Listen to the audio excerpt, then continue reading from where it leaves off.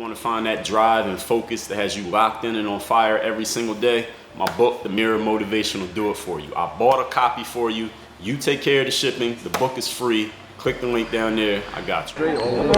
You're now tuned in to the show where you learn the discipline to show up day after day, to do the work, the confidence to put yourself out there boldly and authentically, and the mental toughness to continue showing up, doing the work, putting yourself out there even when the success you've expected to achieve is yet to be achieved. And on top of all this, you get a huge dose of personal initiative, which is the go-getter energy that moves you to make things happen instead of waiting for things to happen. We put all this together, and what you get is the mindset, the method, the philosophy, the book, the show known as Work on Your Game. My name is Dre Baldwin, also known as Dre All Day, and welcome to the show. Today's topic is being humble enough to earn your confidence. Humble enough to earn your confidence. I want to make sure I say it twice so you know what we're talking about here. In episode number 445, I talked about how to utilize humility. Now, while I've given 2 TED Talks on confidence. One, how to be confident when you're not, which was TEDx Coconut Grove in Miami. Another was called Too Much Confidence Is Not Your Problem. That was at TEDx UNLV in Las Vegas, Nevada. And both of those talks, you can watch either of those talks. Of course, they're on YouTube, but they're also in a specialized section, I forget the word that I was going to say there, but a dedicated section in the game group membership, also with commentary videos for each one, separate commentary videos where I talk about how those talks came to be, how I was chosen to give those talks, how I prepared for them, how I put together the content for them, if there was any coaching involved, any feedback that I got from the curators of those TEDx events. So any of you who's interested in that, the background of those talks in the game group membership, all you have to do is go to the talks and keynote section and you'll see those videos right there with those TED Talks. Now, I'm bringing those up to tell you, while I am and I also wrote a book called The Super You, and there's a chapter called The Super You in my latest book, Work on Your Game.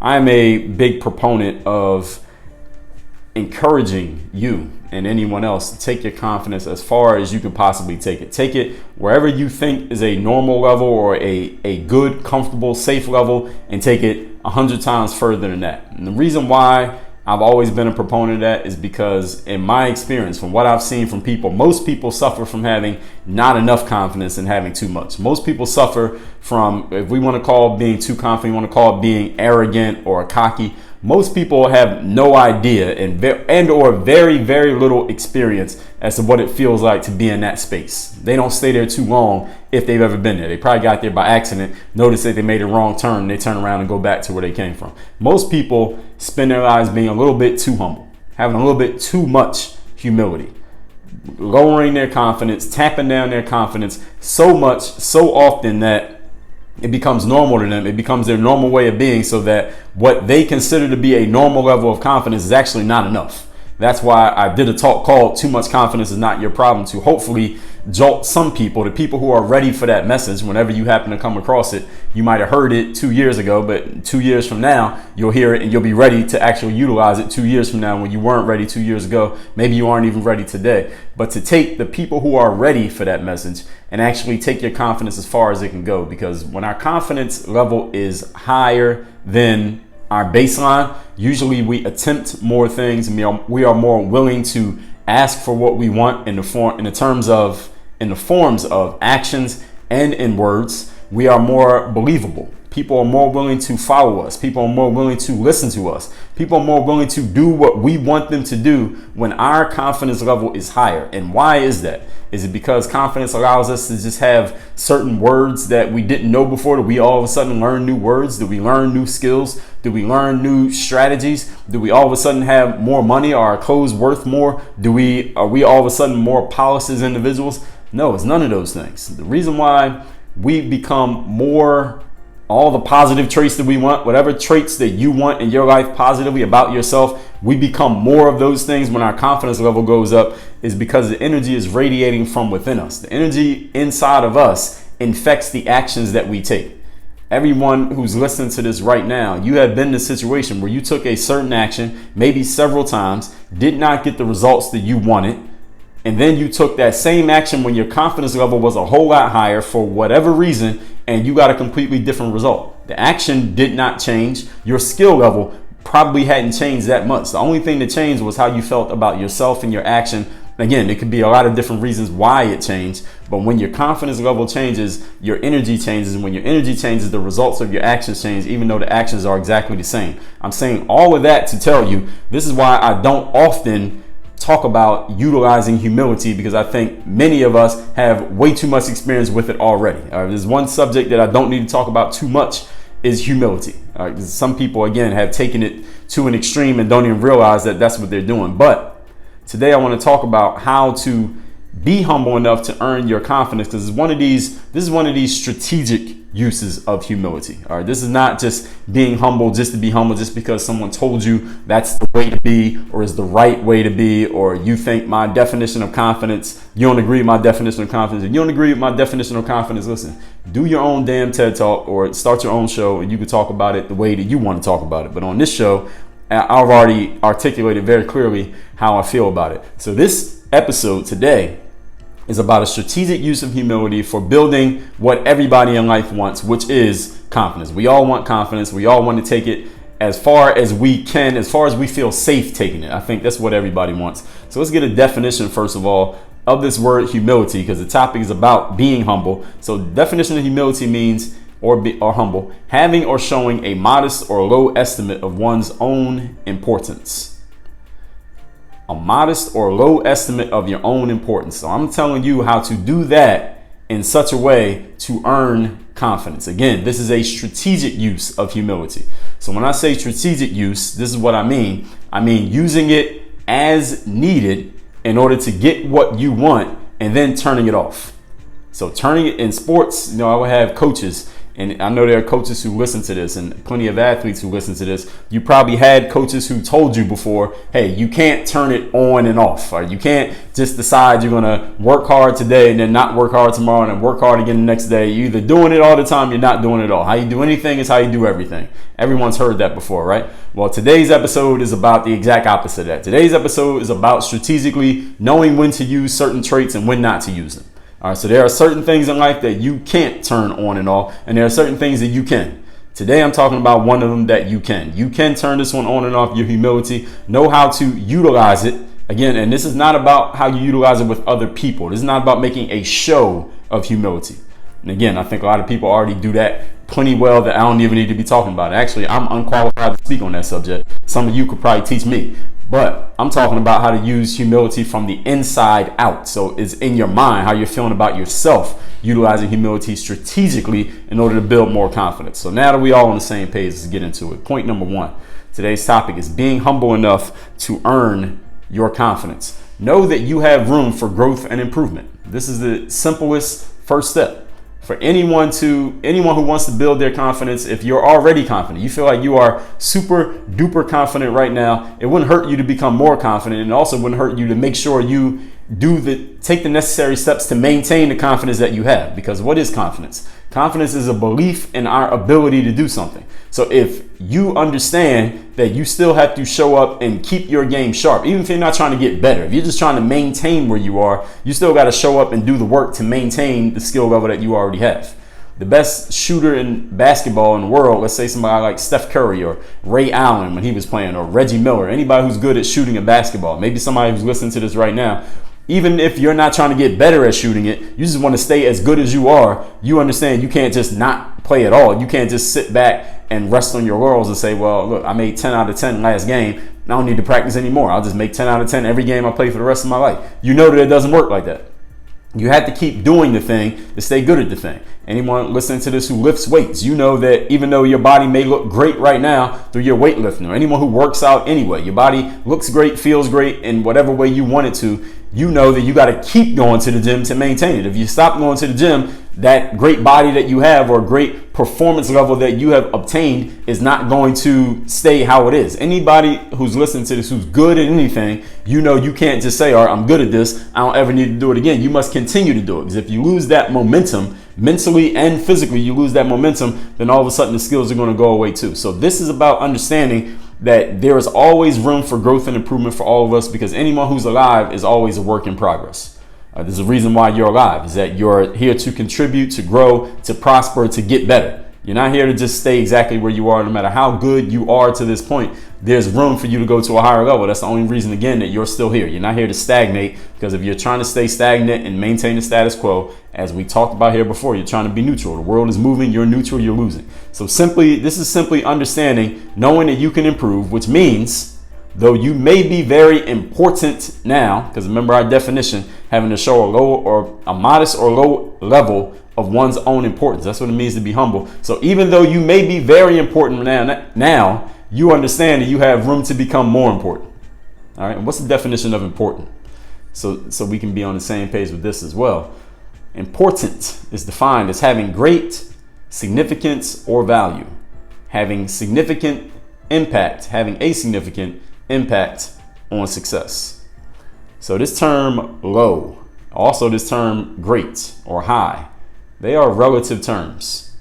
So the definition of humble, again, being having a modest or low estimate of one's own importance. So your low estimate of your importance may be 10 times higher than somebody else's low estimate of their own importance. So your humble may be at a level 99, where somebody else's humble might be confidence at a level 2. So it's relative to you. How you're thinking about yourself is lower than where it could be. So as long as you understand you're not as important as you could be, that means you have room for growth. That means you have room to get better. That means you have room to improve. You can increase your significance. You can increase your impact on the success of you and of anyone who's around you. As long as you agree to that, that means you have room for growth. That means you have room for improvement. That means you have a reason to work on your game. That's reason enough to be humble. Point number 2. Today's topic is being humble enough to earn your confidence. Understand that confidence is self, your belief in your ability to do something. Confidence is not a one-off purchase. Confidence is not like you go to the store and you buy a pair of sneakers. So you pay for them one time and they're yours. You own them forever. You go to the grocery store and you buy a loaf of bread. You pay for it one time and you own that loaf of bread. Whatever happens to it is yours. Confidence is not a one-off product purchase. Confidence is a recurring membership payment.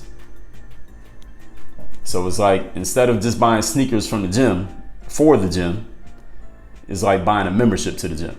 As soon as you stop paying for that membership, you are no longer allowed access to the facility. Or as soon as you stop paying rent, or paying your mortgage, or paying wherever you have a membership to, as soon as you stop paying, you no longer have access.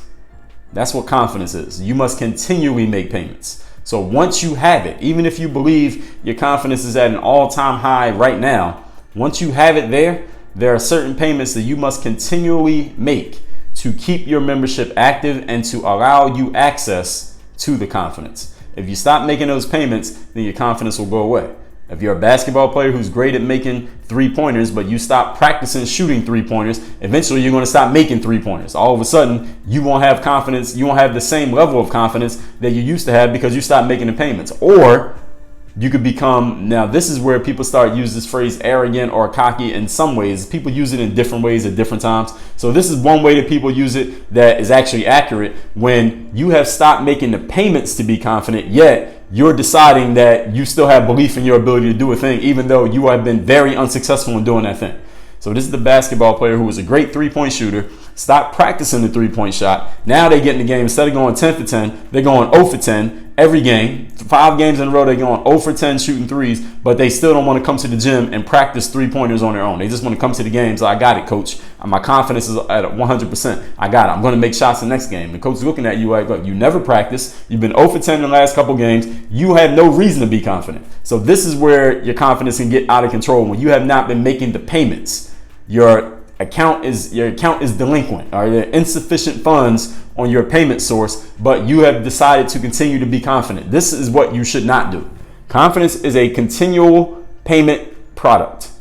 So anywhere in your life, think about all the places in your life, and we often don't think about this, is we make recurring payments. If you're a member of a gym, that's a recurring payment. If you live somewhere, you're probably making some kind of recurring payment. Everybody is. Even if you own your house, you're making recurring payments because you got to pay taxes on that land. You have to pay for the upkeep of that house. Anything goes wrong with it, you got to pay for it. If you rent a place, you got to pay rent. You got to pay your lease. if you are what's another way? If you're buying a house or you're in the process of owning a house, I mean, you haven't paid it off quite yet, so the bank owns it until you pay it off. Now you got to pay them. So there's a payment that we all are making. No matter where you live, you got to make some type of payment, or somebody's making a payment. If you have a phone, you're making a payment for that data plan, the access to the cellular network, you're paying. If you have membership to a gym, you're paying. And some of us are members of online communities. Maybe you're a member of some type of membership. Maybe you're a member of the gang group. There's some kind of payment that is being made on a consistent basis. And when it comes to your confidence, when it comes to your discipline, when it comes to your mental toughness, these things have to be tested. Your personal initiative. These things have to be tested and utilized. You can't just say, all right, I listened to a show, or I read a book, or I took a course, or I went to a conference or a seminar, or I hired a coach and we worked together for 6 months, 2 years ago. Now I'm good on this thing. You must continually use them. You can't say you're a disciplined person if you're not continually doing disciplined things. Can't say you're mentally tough. You're not continually doing things that evoke mental toughness. You can't say you're a person who you can't say you're a person who has personal initiative if you're never taking initiative. You can't be a confident person if you're not doing things that give you more and more reason to believe in your ability to do those things. You got to be actually doing it. If you stop making the payments, in other words, doing the work that allows for confidence, then that front gate's not going to open. Your key fob will no longer grant you access. You can't use the gym anymore. They're going to call security to escort you off of the premises. This is the price of confidence, ladies and gentlemen. The discipline of showing up every single day to do the work. All right, there's a reason why every episode of the show I lay out the principles of work on your game in order. Discipline comes first. When you show up every day and do the work, then you have afforded yourself the right to be confident. I remember Michael Jordan told this story, and I talked about Michael, I believe what was episode 1217 or 1245. I can't remember which one it was, but you don't have to take my word for it because you're a member of the gang group, right? You can just go in there and you can see for yourself the Michael Jordan Virtual Mentors episode. But he talked about when he made his exile to play baseball from basketball to baseball for a year plus, and then he came back to basketball. He realized that he didn't have his same skills anymore. He had it in his mind. In his mind, he was like, I know I could do this thing. I see that I could beat this player off the dribble and get to the rim and dunk it. But he wasn't quite able to do it at the same level that he used to back when he had been in his zone playing basketball. The reason why, because he had stopped doing the work. He had been doing all this work to be a baseball player. He stopped doing the work to be a basketball player. And even though he had retained some of the skills, he didn't have all of the skills. So when it got really tight, his team ended up losing because Michael Jordan wasn't the same player. He had to get those skills back. But then when he did the work again, all of a sudden he was good again. Same thing that works for all of us. Point number 3, today's topic is being humble enough to earn your confidence in life. Earn and re-earn, continually earn your confidence. Point number 3, while too much confidence is rarely an issue for anyone, as I already explained, I did a TED Talk on that again at TEDx UNLV, and also I did a whole episode here on this show on the exact same point in episode number 769. So since too much confidence is rarely an issue for anyone, you must also understand that complacent confidence can get you beaten because you'll be caught off guard. Don't have complacent confidence. Complacent confidence is the person who believes in your ability, maybe because you've done a certain thing several times. You have a real reason to believe in it, but at the same time, you get complacent. In other words, you stop doing work.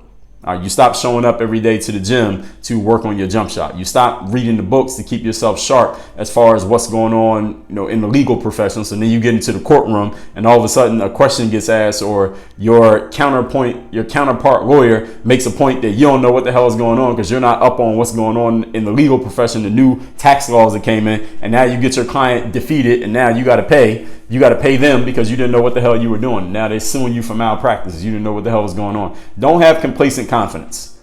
This is, again, the person who stops doing the work, the person who gets off point, the person who falls asleep at the wheel. Belief in your ability is a good thing. You should believe in your ability to do something, but you should have earned that belief. Don't just believe in something for no reason. You haven't done anything. All right, that's called hope. All right, belief is when you have a real reason to believe. You've actually done something that says, all right, I believe in my ability to make this 3-pointer because I made 100 of them yesterday in practice, or whatever it's going to be. Whatever work it is you've done every single day, showing up, that's where you get the belief from.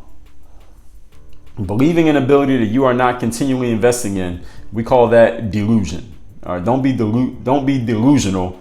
Be confident because you've done the work. Because you don't want to be the person, as we talked about a moment ago, you're remembering that you could do a thing, But belief without the follow-up actions will get you in trouble. Just like what happened to Michael Jordan. He had belief that he was good at basketball. And he was still pretty damn good. But when he got up against one of the best teams in the NBA that year, when he came back in the middle of the season to play from baseball to play basketball again, all of his ability wasn't quite there. He wasn't at 100% of himself anymore, but he needed that whole offseason to get that game back. He had to show up for a whole offseason and do the work so he wouldn't get in trouble again. In sports, as I told you earlier, players get told by coaches, you can't just turn it on and off. And that's a hard lesson for some of us to understand. So when it comes to confidence, this is not something that you just turn on and off. All right? There's no reason why you would want to turn your confidence off, is there? But here's how some people involuntarily, no, we can't even say involuntarily. We say unconsciously, not on purpose, unpurposely turn their confidence off is when you stop doing the work. When you stop doing the work, your instincts no longer have confidence in your ability to do the thing. Even though you consciously may think, I can still do this thing because I did it so many times already. But if you're not actually in there doing the work, your abilities are not going to show up when you need them because, well, they're no longer abilities. They went away. You turned it off by not doing the work anymore. So that's the complacent confidence that you want to avoid. So while you are good, you're not applying your goodness and not able to show your goodness or evoke your goodness when it's necessary consistently enough simply because you stopped doing the work. So that's how you utilize your humility, understanding that I had to keep showing up doing the work every day. And here's the thing, ladies and gentlemen, the most confident people out there, people who are so confident that maybe they get called cocky or arrogant or overconfident, but they actually deliver.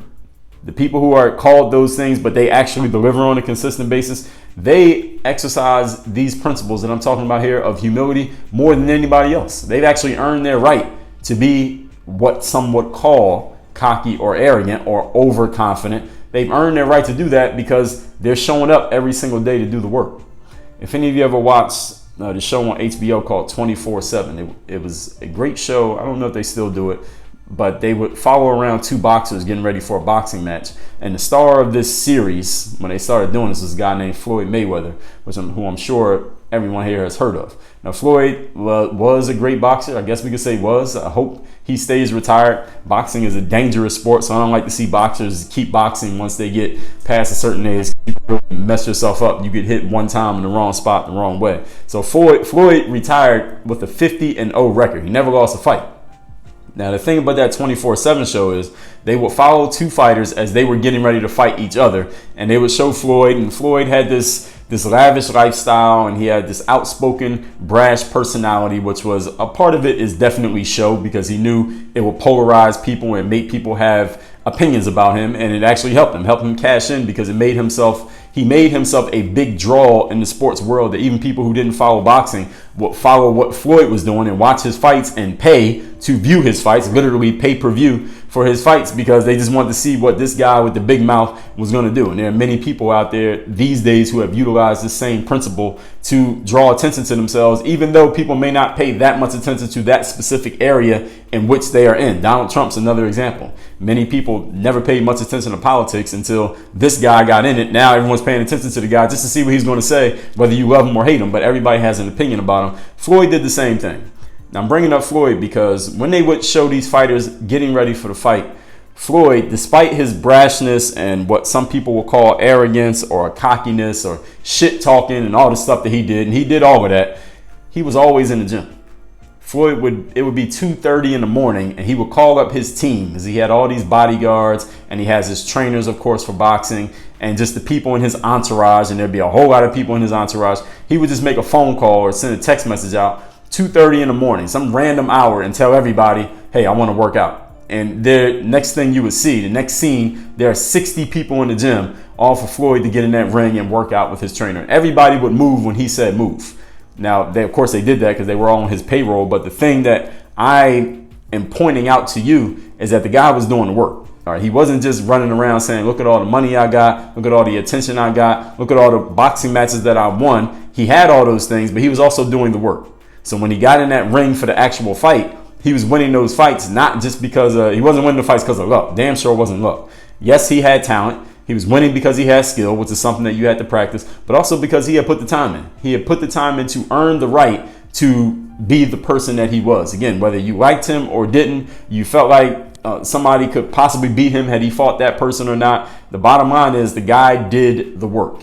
And if you want to raise your confidence to a certain level where maybe you feel like somebody might think that you're cocky, maybe you wonder what it would feel like to even be that level of confident, all you had to do is follow what I'm telling you here today as we recap the topic, which is being humble enough to earn your confidence. Again, I refer you back to episode number 445, how to use humility in a strategic way. Today is also about one of those strategic uses of humility for building the one thing that we all want, which is confidence. Point number one, know that you have room for growth and improvement. Simply know that you can get better. This means even though you may be very important now, there's always room to become more important. The definition of important, remember this, is having great significance or value and also having significant impact on success. And low is relative. Point number two, confidence is not a one-off product purchase. It is a recurring membership. It's like your car insurance or your gym membership or your rent payments or the taxes that you got to pay to the government. You always have to pay. There's never a point when you can stop paying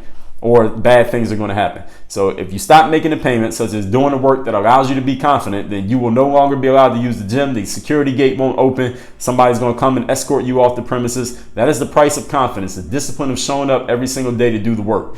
Michael Jordan, when he went away to play baseball for a while, he came back, he hadn't been doing the work, and his game slipped a little bit. But once he started doing the work again, his game went right back up. Same thing with you. Point number three. While too much confidence is rarely an issue for anybody, and I talked about this in episode 769, complacent confidence can get you beaten because you're caught off guard, believing in an ability that you no longer have. All right, if you are not putting the work in, you're not making the investments, but you still have the belief, that gap is what we call being delusional.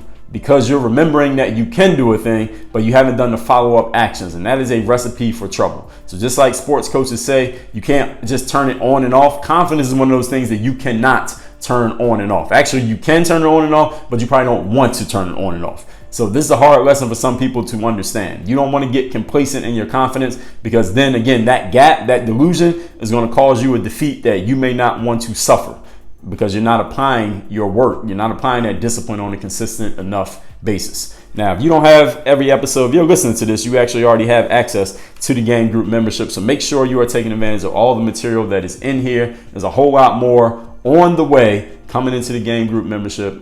So much material, man. I can't even explain it all. That's why you need to go to the Game Group member area, which I know you know where it is. It's the only way you could be listening to this right now and work on your game. Dre all day.